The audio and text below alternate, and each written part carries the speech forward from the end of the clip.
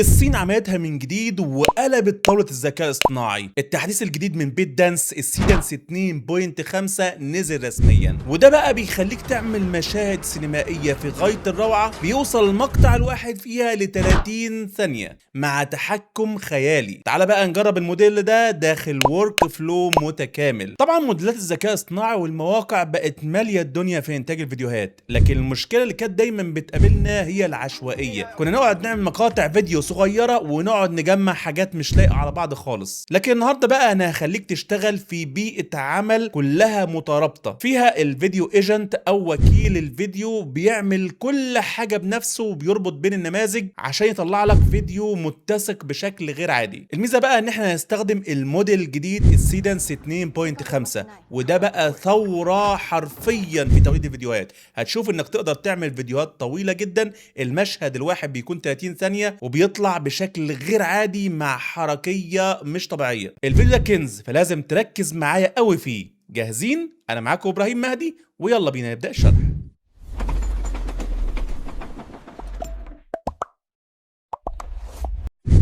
النهارده هكلمك عن عنصرين مهمين جدا هنشتغل عليهم. الموديل اللي هو السيدنس 2.5، وده اللي بيدينا الجوده وقوه التوليد. تاني حاجه بقى التوب فيو كانفاس، ودي مساحه العمل اللي بتدير كل شيء خطوه بخطوه داخل المشروع. اهم حاجه في نموذج السيدنس 2.5 الجديد انه بيقدر يطلع مقاطع فيديو المقطع الواحد 30 ثانيه، وده هيضمن لك ثبات اكتر لكل عنصر في الفيديو، سواء الشخصيات، الاكسسوارات، بيئة التصوير نفسها، اتساق الشخصيات. لان النموذج ده تحديدا بيتيح لك رفع 50 ملف ريفرنس ما بين صور، مقاطع صوتية وفيديوهات، عشان يجمع كل ده في فيديو واحد ويطلع الفيديو بثبات غير عادي وبدون اي اخطاء. تعالوا بقى نعمل تجربة عملية ممكن تكسبك مبالغ ضخمة جدا، وهي عمل اعلان UGC لمنتج انت ما بتملكوش اساسا. يعني رابط منتج او صورته تقدر انك انت تاخدها وتعمل عليه اعلان فيديو،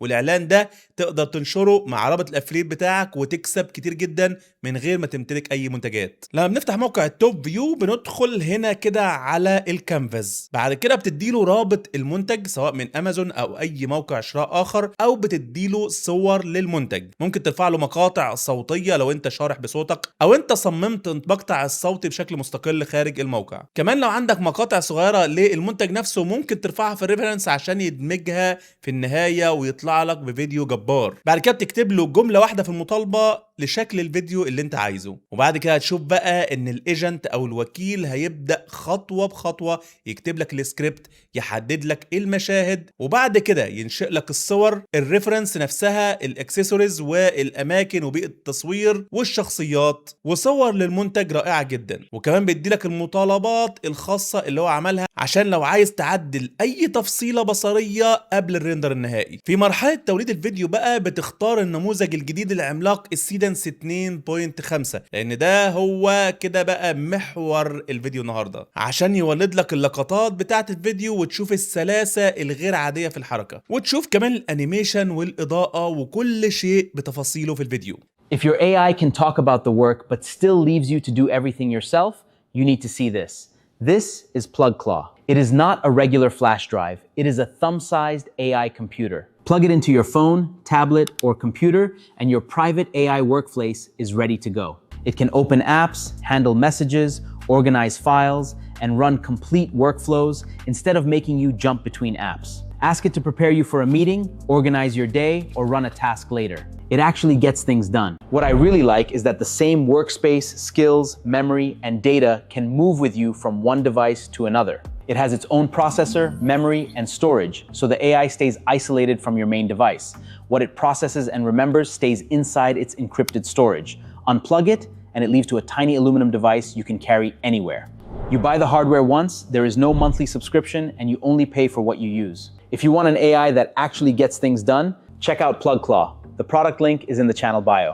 طيب افرض بقى ان في مشهد من المشاهد فيه خطأ بسيط حصل فيه. كان الاول لازم تعمل ريجنريت او اعادة توليد للمقطع بالكامل، لكن دلوقتي مع ميزة الايديت كليب بتقدر انك تحدد الثواني بدقة اللي فيها الخطأ وتقول له عدل لي الخطأ الموجود في الجزئية دي. طبعا بتحدد الثواني كده وبتكتب له في المطالبة انا عايز اعدل ايه بالظبط في المقطع ده او الخطأ ايه عدلهولي، وبنضغط زر الارسال وبتنتظر ثواني وبيتم تعديل الجزئيه ويسيب المقطع كله سليم. على فكره الموضوع ده فيه ميزه مهمه جدا، انت كنت ممكن تولد مقطع فيديو ممتاز جدا بس فيه خطأ بسيط، لو حاولت تعيد المشهد بالكامل ريجنريت كان ممكن يطلع مختلف ومش زي الاواني خالص وتزعل وتقول انا الجزئيه البسيطه دي هي بس اللي كنت عايز اعدلها. مع بقى الميزه دي هتقدر تحدد الجزء ده بس وتعدله وتسيب المقطع كله زي ما هو. يعني باختصار لو في جزء بسيط في الفيديو باظ مش هنرمي الفيديو كله ونعمل فيديو جديد يخسرك وقت وكريدت وممكن يخسرك الجوده اللي طلعت في المقطع كله. الميزه كمان بقى ان في النسخ المتعدده، انت ممكن تعمل من كل مشهد 5 نسخ مختلفه